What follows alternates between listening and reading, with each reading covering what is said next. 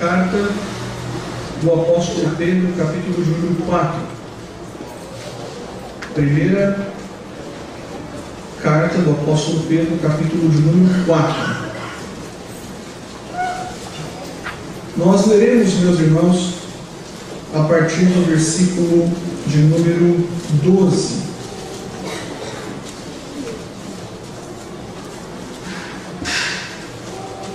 Como enfrentar períodos de provação. Como enfrentar períodos de provação. O apóstolo Pedro diz: amados,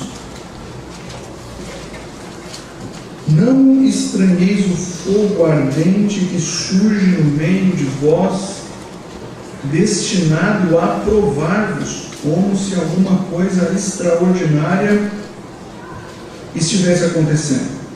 Pelo contrário, alegrai-vos na medida em que sois coparticipantes dos sofrimentos de Cristo, para que também na revelação de sua glória vos alegreis exultando.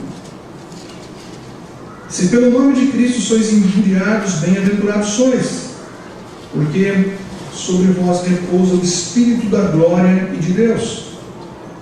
Não sofra, porém, nenhum de vós como assassino ou ladrão ou malfeitor ou como quem se intromete em negócios de outro. Mas se sofrer como cristão, não se envergonhe disso, antes glorifique a Deus com esse nome. Porque a ocasião de começar o juízo pela casa de Deus é chegada. Ora, se primeiro vem por nós, qual será o fim daqueles que não obedecem ao Evangelho de Deus?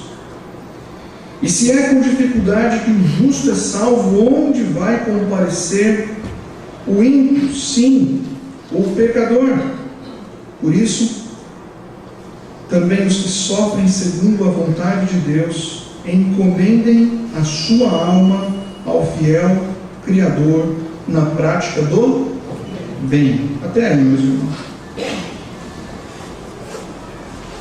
Meus irmãos, essa é uma passagem muito rica da palavra de Deus, e quando nós lemos essa passagem,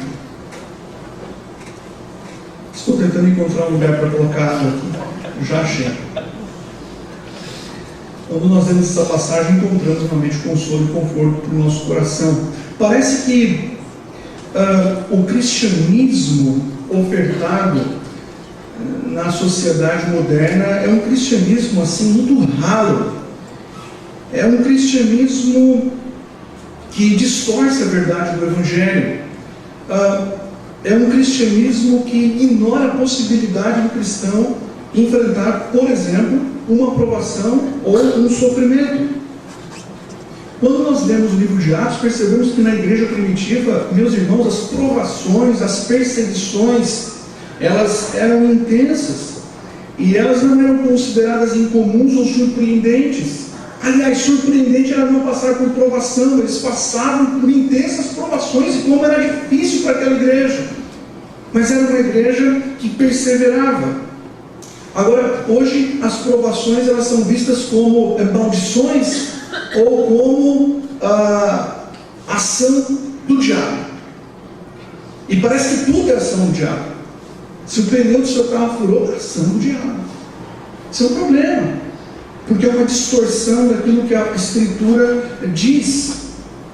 O apóstolo Pedro, escrevendo essa carta, ele mostra que o cristão passa por provações, pelas provações mais distintas. Ele está escrevendo para cristãos que estavam sendo perseguidos, acusados injustamente. Ele está escrevendo para cristãos que estavam tendo os seus bens, os seus móveis confiscados. Ele está escrevendo para um povo que passa por lutas intensas. E ele sabia que esse povo podia até naufragar na fé. Talvez alguns daqueles cristãos estavam sentindo-se um tanto quanto desanimados. E o propósito do apóstolo Pedro é encorajar aqueles irmãos. Ele quer levantar aqueles irmãos. Ele quer dizer para aqueles irmãos: olha, não desistam, permaneçam firmes, sejam perseverantes. Mesmo quando você estiver sob intensa pressão e provação, olhe para o alto, olhe para o alvo. Então o objetivo do apóstolo Pedro, meus irmãos, é encorajar aqueles irmãos. Aqueles irmãos que estavam espalhados por uma série de regiões, conforme o capítulo 1, verso 1. Aqueles irmãos que talvez não conseguiam compreender a razão de tantas lutas. Mas o apóstolo Pedro deixa essa carta consoladora, como enfrentar períodos de provação. Talvez você não esteja passando por uma provação. Amém? Talvez você vai passar por uma. Aí você vai estar preparado. Mas talvez você conheça pessoas que estão passando por provações. E eu espero que o teu coração nesta noite seja edificado, fortalecido, renovado, que você entenda o projeto e propósito de Deus por meio das lutas pelas quais você está passando, e que você saia daqui disposto, a perseverar em fidelidade. Deus há de aperfeiçoar a sua vida. E qual é a primeira lição que aprendemos, meus irmãos, na leitura desse texto? A primeira lição é: esteja preparado. Esteja preparado. Por quê? Porque a provação, ela é compatível com a fé cristã. A provação não é incompatível com a fé cristã. A provação é compatível. Então veja o que o apóstolo Pedro diz novamente aí, no versículo de número 12. Ele diz assim, você pode acompanhar também aqui, Diz assim: amados, não estranheis o fogo ardente que surge no meio de vós, destinado a provar-vos, como se alguma coisa extraordinária vos estivesse acontecendo. Não fiquem surpresos, não se surpreendam se o fogo da aprovação se levantar contra a sua vida, como se estivesse acontecendo uma coisa incomum ou extraordinária, porque não está. O sofrimento, ele é compatível com a vida cristã, com a carreira cristã. Então não pense que aquela provação inesperada, súbita, aquela provação repentina e surpreendente que chegou na sua vida é algo acidental, fruto do acaso ou talvez do azar. Meus irmãos, o fogo ardente das provações, que parece ser incontrolável e crescente, diz o texto, ele foi designado, e foi designado pelo próprio Deus, diz o texto, para nos provar, para purificar, para limpar, para fortalecer a minha fé e a sua fé. Você pode sair fortalecido na fé, no caráter, no testemunho, na comunhão com Deus, por meio dessa provação. De fato, nós não desejamos, e obviamente não buscamos, meus irmãos, as provações. Nós não buscamos. Agora, elas às vezes vêm ao nosso encontro. Elas às vezes batem na porta da nossa casa. E os cristãos que receberam essa carta, eles estavam sofrendo e sofrendo muito. Não conseguiam compreender a razão de tantas perseguições. Eles estavam sofrendo por causa da fé. Pedro vai dizer isso. Eles estavam sendo insultados por causa da fé. Eles estavam sendo blasfemados por causa da fé. Eles estavam sendo perseguidos, acusados falsamente. Pedro diz que alguns cristãos estavam até sendo esbofeteados ou espancados por causa da fé. Era um tempo árduo, duro de provação. Então, para evitar assim qualquer questionamento ou qualquer tipo de desânimo, o apóstolo Pedro, com o seu coração pastoral, ele escreve essa carta e diz: olha, não há nada de extraordinário, de incomum acontecendo. E meus irmãos, em todo o mundo, no decorrer de toda a história, nós encontraremos cristãos sofrendo as mais variadas perseguições, as mais variadas provações. Pense aí, você está passando por alguma provação, por alguma situação assim, desconfortável, desagradável. Ah, pastor, não podia estar passando por isso agora. Jesus Cristo, ele disse: no mundo tereis o quê? uma vida boa e tranquila, sobre água fresca, pode se preparar. Ele disse: isso você vai receber na eternidade, mas ele disse: no mundo tereis aflições, mas tende bom ânimo, porque eu venci o mundo. Em se tratando de perseguição, Jesus Cristo disse em João capítulo 15, versos 18 e 19: se o mundo vos odeia, sabei que primeiro do que a vós outros me odiou a mim. Se vocês fossem do mundo, o mundo amaria vocês, mas por que vocês não são do mundo? Porque eu tirei vocês do mundo, o mundo vos odeia. Jesus Cristo disse, meus irmãos, em João capítulo 17, verso de número 14: eu lhes tenho dado a tua palavra e o mundo os odiou, porque eles não são do mundo, como também eu não sou. O apóstolo João capítulo 3, verso 13, ele disse: não vos maravilheis se o mundo vos odeia. As perseguições, elas surgem em nossa vida. Então, veja, se nós construirmos uma vida espiritual fundamentada na verdade, se nós construirmos uma vida espiritual fundamentada na santidade, na piedade, se construirmos uma vida espiritual que seja agradável a Deus e que haja em nosso coração esse desejo de agradar o Senhor, pode acreditar que o meu testemunho, o teu testemunho, ele será impactante na sociedade, mas também pode vir retaliação por meio de perseguição. Paulo, quando escreve a Timóteo, 2 Timóteo, capítulo 3, versículo 12, ele diz: ora, aqueles que querem viver piedosamente serão perseguidos. Na história bíblica, meus irmãos, nós encontramos lá Caim, né? Caim matando Abel. Lembra da história? Caim era religioso, até ofertava a Deus. E ele matou o seu irmão, sabe por quê? O texto diz: porque as obras do seu irmão eram boas e justas, e as suas obras eram más. Por isso que ele perseguiu o irmão. O irmão sofreu perseguição por amar a Deus, por servir a Deus. Veja, isso é muito sério. Por quê?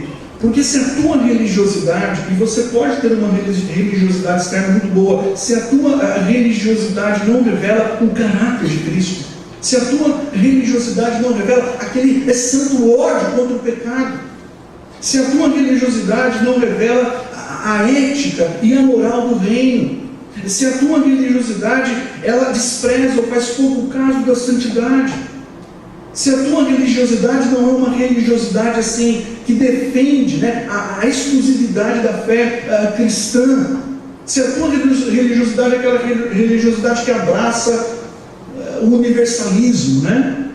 Todos os caminhos levam a Deus, pode acreditar que você será muito bem aceito, você será respeitado, você será honrado em todos os cantos, em todos os lugares. Porém, meus irmãos, se nós formos fiéis à palavra, se nós começarmos a sustentar os valores do reino de Deus, se nós não abrirmos mão da verdade e permanecermos na verdade, condenando o pecado como Cristo condena o pecado, certamente seremos rotulados como retrógrados, como ignorantes, como tapados, e talvez até seremos perseguidos.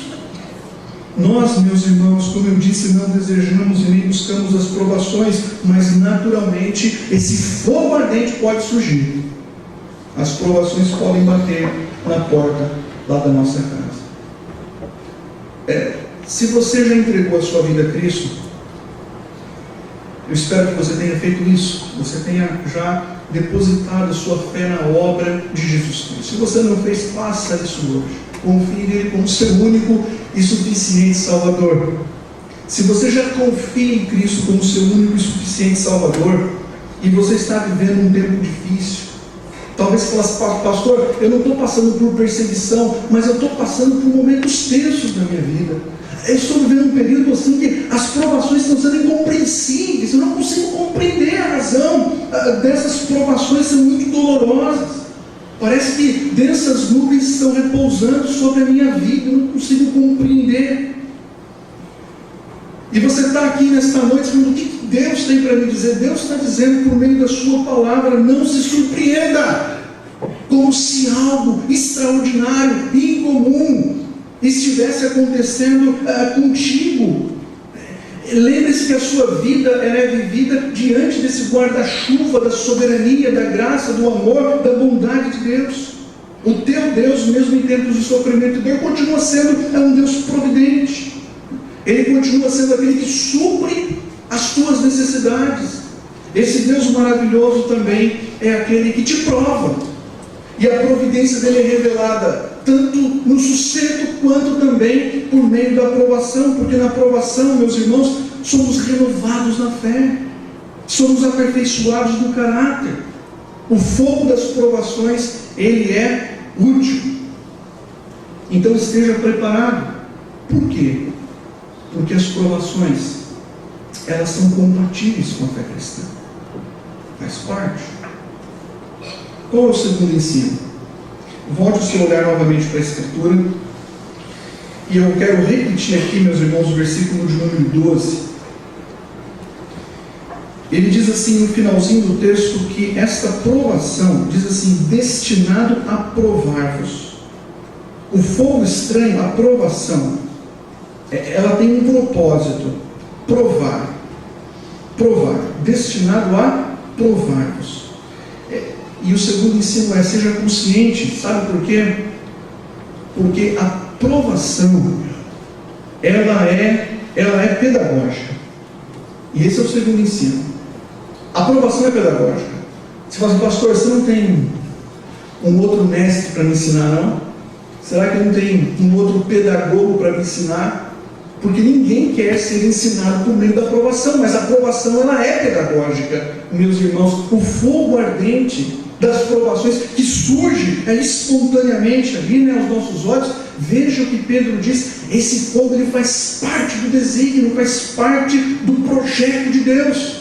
Deus utiliza isso para purificar, para aperfeiçoar a nossa fé. Aí quando surge esse fogo ardente, você não consegue controlar esse fogo ardente de provações. E não dá para controlar, meus irmãos, o fogo ardente das provações. O fogo ardente das provações não está debaixo do teu controle, mas ele continua sob o controle de Deus. E é Deus que vai medindo a temperatura desse fogo ardente. É Deus que vai ali controlando o tempo que você vai ficar debaixo dessa fornalha. E Ele deixa o tempo suficiente para que a sua fé seja purificada de toda impureza. O que Ele quer é queimar as imperfeições da sua fé. Então, o sofrimento, ele tem caráter pedagógico. Você quer aprender? Olha para o teu sofrimento, para a provação e fala, quais são as lições? Ele é destinado para nos provar, tem caráter pedagógico. Meus irmãos, Deus, Ele não tem a intenção de mandar uma provação para nos destruir, para nos arruinar, para acabar com a nossa vida. Não! As lições, quando são aprendidas devidamente, quando reagimos com fé e fidelidade, elas purificam a nossa fé. Veja que interessante.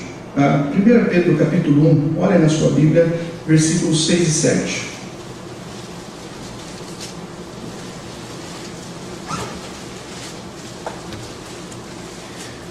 O apóstolo Pedro diz assim: nisso exultais, embora no presente por breve tempo, se necessário, sejais contristados por várias provações. Sejais contristados por várias provações.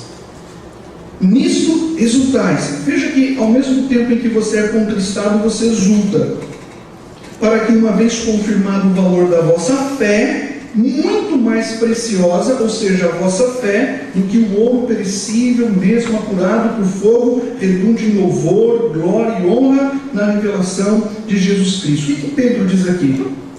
Em primeiro lugar, ele diz que as provações são variadas. E essa palavra várias, aí no texto bíblico, várias provações, essa palavra indica diversidade de cores. Porque a tua aprovação, ela nunca é preto no branco, ela é colorida, sabe? É uma cor para cada dia, né? Quando ela está cinza, ela está cinza, né? Verde, amarela, roxa. Mas a ideia é essa, é que é uma multiforme, tipos de provação, elas são variadas, elas são coloridas, mas não importa o tipo ou a cor da tua aprovação, pode acreditar que sempre haverá graça suficiente para te sustentar, para te fortalecer, para que você passe por ela e supere ela. Um comentarista chamado William Barclay, ele disse o seguinte: há uma graça para enfrentar cada prova e não há prova que não tenha graça. Há uma graça específica para que você suporte cada prova. E Deus jamais permitirá que você passe por uma prova sem a sua graça. A graça vem ali, na medida. Pedro também diz aqui, meus irmãos, que as provações são passageiras. Ele diz assim, por breve momento. Eu sei que quando você está na prova, você fala assim, mas não acaba esse negócio. E vai mais um. E os dias vão passando, parece que não acaba. As provações, meus irmãos, elas não duram para sempre. Um comentarista disse o seguinte, que quando Deus permite que os seus filhos sejam colocados nessa fornalha, Ele mantém os seus olhos no relógio e Ele mantém os seus olhos no termostato, ao mesmo tempo. Ele vai controlando o tempo que você precisa passar por ela e o quanto você aguenta. Aí vai esquentando, sabe? A quantidade certa, é a temperatura certa. E nós estamos o tempo todo entrando ou saindo de alguma aprovação. Estamos sendo aperfeiçoados por Deus, porque a aprovação ela tem um caráter pedagógico. Agora, o que me chama a atenção nesse texto, olha lá, esse texto de 1 Pedro capítulo 1, Pedro finaliza esse texto que eu li dizendo assim, para que uma vez confirmado o valor da vossa fé, muito mais preciosa do que o ouro mesmo apurado por fogo, redunde em louvor, glória e honra na revelação de Jesus Cristo. O ourives, ele coloca o ouro lá no cadinho tempo suficiente para que as impurezas sejam retiradas. Não é isso? É o tempo suficiente, nem mais, nem menos. Depois ele pega aquele metal derretido, coloca no molde e dali sai uma peça valiosa e bela. E certa vez alguém perguntou para o ourives, quando você sabe a hora de tirar o metal do fogo? Como que você sabe, Porque ele vai olhando e vai queimando. Como que você sabe? E o ourives respondeu assim, quando eu consigo enxergar a minha imagem refletida no metal, é porque está na hora de tirar. Esse é o momento. E de modo semelhante, meus irmãos, o nosso Deus, Ele nos mantém na fornalha da provação tempo suficiente para que a nossa fé se torne mais valiosa, para que a nossa fé se torne mais pura, mais limpa, até que comecemos a refletir mais e mais a glória e a beleza do seu Filho, o nosso Rei Jesus. Jesus está talhando o teu caráter. Ele está conformando você, o nosso Deus, ao seu Filho. Ele está modelando você. Você pode aprender por meio disso. O diabo, meus irmãos, ele não prova ninguém. O diabo tenta. E o diabo, ele tenta para destruir. O Senhor Deus não. O Senhor Deus, ele nos prova. Ele não nos tenta, ele nos prova como bom mestre para nos aperfeiçoar. A aprovação tem caráter pedagógico. Pode acreditar, o teu sofrimento, a tua aprovação é o caminho para a revitalização da sua fé. A tua aprovação é o caminho para a revitalização da sua relação com Deus, que talvez esteja trincada. O teu sofrimento é o caminho para que o teu caráter seja transformado e conformado ao caráter de Cristo, porque o teu sofrimento tem caráter pedagógico. Deus está te ensinando. Então você para um pouquinho e fala assim, Senhor, me dê graça para que eu aprenda todas essas lições, para que eu não entre em desespero, mas para que eu aprenda, porque eu quero crescer por meio disso. Não quero sair murmurando e reclamando, eu quero ser mais semelhante ao teu Filho. Mas há uma terceira lição. Meus irmãos, a provação, ela não anula a nossa alegria. não anula a nossa alegria. Então, eu vou dizer o seguinte: seja alegre, mesmo em tempos de provação. Ah, mas é possível? Sim, é possível. Então veja o que diz o texto, o verso 13. Pedro fala assim: pelo contrário, alegrai-vos na medida em que sois coparticipantes dos sofrimentos de Cristo, para que também na revelação de sua glória vos alegreis exultando. Irmãos, que bendito contraste o apóstolo Pedro nos apresenta aqui. Que bendito contraste. Por um lado, provação intensa, fogo ardente; por outro lado, alegria exultando. Ao invés de nos entristecermos, nos prostrarmos diante das provações, Pedro diz que podemos nos alegrar porque somos co-participantes dos sofrimentos de Cristo. Veja, quando nós sofremos por causa da nossa fé, quando nós sofremos por causa do nosso testemunho, quando nós sofremos por guardarmos os valores do reino de Deus, quando nós sofremos porque estamos pregando, vivendo a verdade, quando nós sofremos pelo nome de Cristo, nós estamos sendo coparticipantes do sofrimento de Cristo, porque Cristo sofreu os mesmos sofrimentos e padeceu.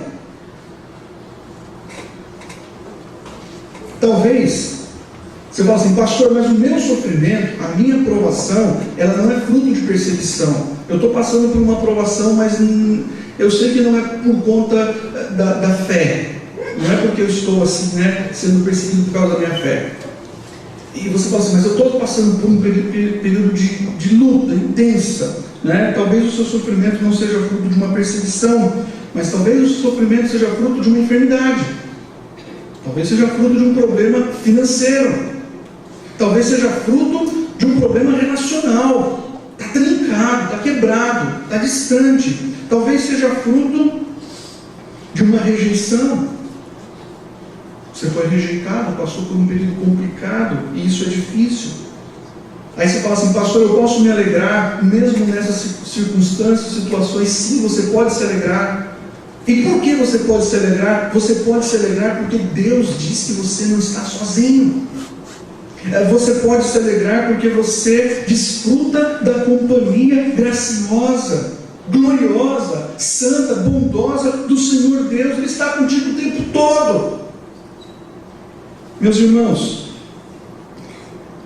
o que aconteceu quando os 3 amigos de Daniel foram lançados na fornalha? Vocês se lembram? Os 3 queimaram, né? Não? Então, o que aconteceu? Lembra o que aconteceu? Apareceu mais um. Deus não poupou os amigos de Daniel da fornalha, porque a fornalha também tem caráter pedagógico. Depois que eles passaram pela fornalha, vocês acham que a fé daqueles irmãos não ficou um pouquinho mais fortalecida? Mas eles passaram pelo fogo da provação. Mas enquanto passaram pela fornalha, quem estava lá? O quarto homem. Possivelmente o Senhor Jesus, o Verbo.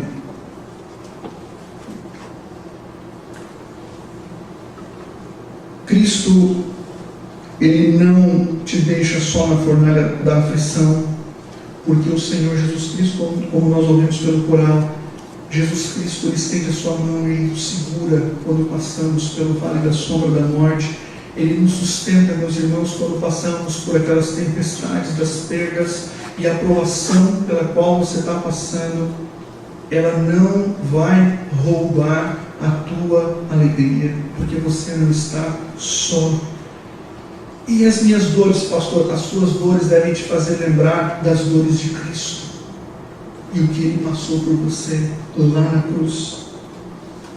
Tiago capítulo 1, verso 2 diz assim: meus irmãos, tende por motivo de toda alegria o passardes por várias provações. Motivo de toda alegria, sabendo que a provação da vossa fé, uma vez confirmada, produz perseverança. Ora, a perseverança deve ter ação completa, para que sejais perfeitos e íntegros, em nada deficientes. E veja como Pedro finaliza, meus irmãos, o versículo 13: ele vai mostrar que a razão final da nossa alegria em tempos de sofrimento, a razão final não está aqui na terra, mas está na glória eterna. Olha o que diz aí. Final do versículo 13, ele diz assim: para que também na revelação de sua glória vos alegreis, exultando. O que Pedro está dizendo é o seguinte: você está na provação, a situação está difícil, mas fala, calma aí, não há nada incomum ou extraordinário acontecendo, isso faz parte. Eu vou perseverar, eu vou crer, eu não vou desanimar e eu vou me alegrar. Então você olha para a sua provação sob a ótica da glória eterna. Você olha para a sua provação considerando a ótica da glória eterna, da glória futura. Porque o caminho para a glória, meus irmãos, é estreito, apertado, doloroso, às vezes difícil, dói. O apóstolo Paulo diz em Romanos capítulo 8, versículo 18: os sofrimentos do tempo presente não podem ser comparados com a glória que está para ser revelada em nós. Há pouco tempo o pastor pregou sobre isso, não é? No céu não haverá lágrimas, não haverá dor, não haverá sofrimento, não haverá luto. E esta é a grande esperança cristã. Essa é a minha esperança, essa tem que ser a tua esperança. Você não tem todas as explicações para as suas provações dessa terra, mas talvez você vai ter algumas explicações para as provações inexplicáveis, incompreensíveis pelas quais você passa hoje. Será, meus irmãos, que realmente nós podemos suportar tamanha prova? Porque talvez você diga assim: pastor, não dá. Será que você aguenta? Olha o que Pedro diz no verso 14. Ele diz assim: se pelo nome de Cristo sois injuriados, bem-aventurados sois, porque sobre vós repousa o Espírito da glória e de Deus. O que ele está colocando é quando nós enfrentamos essas provações com fidelidade, quando nós somos injuriados ou enfrentamos as difamações ou qualquer outro tipo de sofrimento, pelo nome de Cristo, Pedro diz: bem-aventurados sois. Porque no momento em que você passa por aquela provação, no momento em que você passa por aquele desgaste, por aquela tensão, por aquele momento difícil, naquele momento, à medida em que você reage com fidelidade, com fé, com esperança, o Senhor Deus graciosamente, Ele te fortalece com a sua presença. É isso que Pedro está dizendo. O Senhor Deus, Ele vem e Ele te fortalece. É como se Pedro dissesse assim: o próprio Deus e o seu Espírito repousam sobre a vida daquele que padece.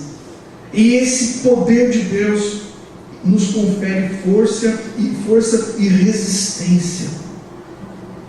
A gente não para, a gente continua, porque sobre nós repousa o Espírito, sobre nós repousa o próprio Deus. Eu quero caminhar para o final. Veja o versículo 4, meus irmãos, versículo 15. Eu queria dizer para os irmãos o seguinte: nós precisamos avaliar as nossas provações. Porque se a tua provação tiver uma causa pecaminosa, então o tratamento é outro, é arrependimento.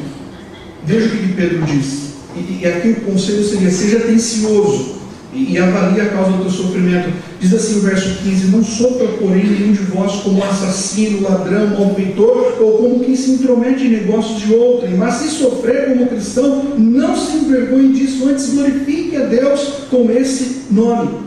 O que Pedro está dizendo é que nem toda provação glorifica o nome de Deus, nem todo sofrimento glorifica o nome de Deus. Se o teu sofrimento tem como causa uma atitude pecaminosa, isso não vai glorificar a Deus. Se um cristão está sofrendo porque ele é um camarada violento, desonesto, ignorante, injusto, trapaceiro, bisbilhoteiro, se ele está sofrendo porque ele é maldoso, porque ele tem língua grande, ou porque ele comete outros crimes mais graves, como diz o texto, roubo, assassino, essa pessoa não tem o que se gloriar. Ele tem que se envergonhar e se arrepender. O que Pedro está dizendo aqui, meus irmãos, é que há muitos cristãos que de fato são intrometidos. É isso que ele está dizendo. Tem alguns cristãos que são muito intrometidos, vivem causando problemas, sabe, no trabalho, na sociedade, vivem arrumando confusão, parece que são sempre ali o foco das atenções, sempre arrumando problemas. e sofrem retaliação. E quando eles sofrem retaliação, eles falam assim: estou passando por uma aprovação, pastor. Isso não é aprovação. Isso é falta de caráter. Isso não é aprovação. Agora Pedro diz, porém, verso 16: se sofrer como cristão, não se envergonhe disso, antes glorifique a Deus com esse nome. Aí sim. Então, independente das lutas, meus irmãos, nós devemos manter a nossa fidelidade. Nós não podemos abrir mão da nossa fidelidade. Nunca abra mão da sua fidelidade. E por não abrir mão da sua fidelidade, talvez você vai sofrer algumas consequências. Ok, não há nenhum problema. Deus, Pedro vai dizer isso, ele não apenas trata dos incrédulos, ele também trata da sua igreja. E quando a sua igreja age na infidelidade, na desonestidade, no péssimo testemunho, essa igreja também sofre as consequências. E cristãos que agem com relaxamento na vida espiritual também sofrem as consequências. O juízo de Deus, diz o apóstolo Pedro, começa dentro da casa, começa na igreja. Olha o verso 17, ele coloca: porque a ocasião de começar o juízo pela casa de Deus é chegada. Ora, se primeiro vem por nós, qual será o fim daqueles que não obedecem ao Evangelho? E se é com dificuldade que o justo é salvo, onde vai comparecer o ímpio? Sim, o pecador. Deus começa o juízo aplicando a sua disciplina sobre aqueles crentes relaxados, desobedientes, infiéis, que não querem viver o Evangelho. Como diz o apóstolo Pedro, os intrometidos da fé. Esse juízo, meus irmãos, que Deus manda, não se refere à condenação, mas se refere a uma disciplina. Deus disciplina esses. Veja a diferença. Com os outros Deus consola, Deus fortalece, Deus renova, porque eles estão sofrendo por causa da fé. São filhos amados, mas esses que vivem fora do caminho, esses aí Deus trata com disciplina. E o apóstolo Pedro disse: Deus trata com disciplina severa os seus, quanto mais os ímpios que negam o Evangelho de Jesus Cristo. E olha, se você está aqui nesta noite e você tem negado o Evangelho de Cristo, a oferta gratuita da salvação, você se inclui entre esses. Você precisa tomar urgentemente uma atitude na sua vida. Se voltar para Deus e crer no seu Filho como único e suficiente Salvador. O apóstolo Pedro diz: se é com dificuldade, com sofrimento, com dor, com perda, que o justo, o Filho de Deus é salvo, ele persevera, ele mantém ali, porque Deus graciosamente também o sustenta. Agora, meus irmãos, o fim sobre a vida daqueles que negam o Evangelho é terrível. É terrível. É terrível. Olha o que Pedro diz então no último versículo, versículo 19. E eu encerro com o verso 19. Pedro diz assim: por isso também os que sofrem segundo a vontade de Deus, encomendem a sua alma ao fiel Criador na prática do bem. E a última lição seria: seja confiante em tempos de provação, seja atencioso, avalie a causa, mas seja confiante, coloque o seu olhar em Cristo. Essa palavra é muito importante, essa palavra encomendem, está vendo? Encomendar aqui é um termo bancário, utilizado naquela época. Encomendar significa você depositar em confiança, você depositar algo de valor, por exemplo, na mão de um amigo. Isso significa encomendar. E o apóstolo Pedro lhe pede para que, por meio de um ato de fé, eu e você entreguemos a nossa vida e os cuidados da nossa vida nas mãos do Senhor. É como se Pedro dissesse: o Deus a quem servimos é um Deus soberano no sofrimento. Ele nos criou, Ele conhece as nossas necessidades, Ele é totalmente poderoso para cuidar de nós. Ele é digno dessa entrega, Ele é digno dessa confiança. E Pedro está dizendo que esse Deus glorioso e santo, Ele vai guardar a nossa vida, muito melhor do que o banco guarda lá o nosso dinheiro. Ele é poderoso para suprir o que nos falta. Ele é o nosso Criador e nós devemos nos entregar a Ele o tempo todo. E lá no finalzinho do verso 19, ele coloca assim: Entreguem a sua alma ao fiel Criador e Ele coloca na prática do bem. Sabe por que Ele coloca isso? Porque o sofrimento endurece o nosso coração.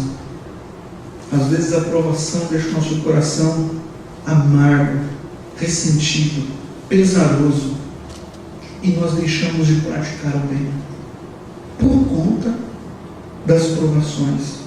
E Pedro está dizendo que em tempos de provação, mesmo em meio às lágrimas, mesmo em meio às dores, devemos continuar semeando o bem, bendizendo quem nos maldiz, abençoando quem está lançando maldição contra nós. Nós precisamos acreditar, meus irmãos, que a provação faz parte do desígnio do projeto de Deus. Eu vou pedir para que você, nesse momento, curve a sua fronte. E eu quero que você pense um pouquinho sobre a sua vida. Nós vamos orar ao nosso Deus. Pense um pouquinho. Talvez você esteja desejando muito uma coisa, querendo muito uma coisa, e por não ter isso, você tem sofrido e tem padecido, e tem sido uma provação para você. Talvez você perdeu coisas, e por isso também há uma provação que repousa sobre você. Talvez seja uma dor que persiste no teu corpo, que não quer te deixar, e tem sido uma verdadeira provação para você. Talvez seja um espinho na carne, como aquele que pegou o apóstolo Paulo. Então você tem sofrido por isso. A palavra de Deus nos diz, meus irmãos, que toda a nossa provação e sofrimento não é incompatível, mas é compatível com a nossa vida cristã. Que bom, estamos no centro da vontade de Deus. As provações incompreensíveis, nós sabemos que tem caráter pedagógico, estamos sendo ensinados e a nossa fé está sendo purificada e aperfeiçoada. Não seremos um povo triste e abatido, porque a provação não anula a nossa alegria. Como diz a tua palavra, alegrai-vos sempre no Senhor. Não queremos também que a nossa provação seja fruto de uma vida injusta, de infidelidade. Nós queremos ser atenciosos, Pai, e se for para sofrer, sofrer pela justiça. Também que você, nesse momento, num ato de fé, encomende a sua vida e a sua prova. Coloque o teu quinhão sob os cuidados do Senhor. Ó Deus, nós não sabemos exatamente o que nos aguarda nas próximas horas, nos próximos dias, nos próximos meses. Mas certamente, ó Deus, sabemos que as provações não são incompatíveis na vida cristã. Talvez haja alguns irmãos que estão passando por um período tenso de dor, que estão caminhando debaixo dessa nuvem densa de prova. Ó Santo Deus, dispensa o teu cuidado, o fortalecimento do teu Espírito Santo. Manifesta, Pai, a tua presença de um modo especial sobre a vida desse irmão ou dessa irmã. Que tu estejas, ó Deus de amor e graça, cuidando, fortalecendo, renovando, transformando.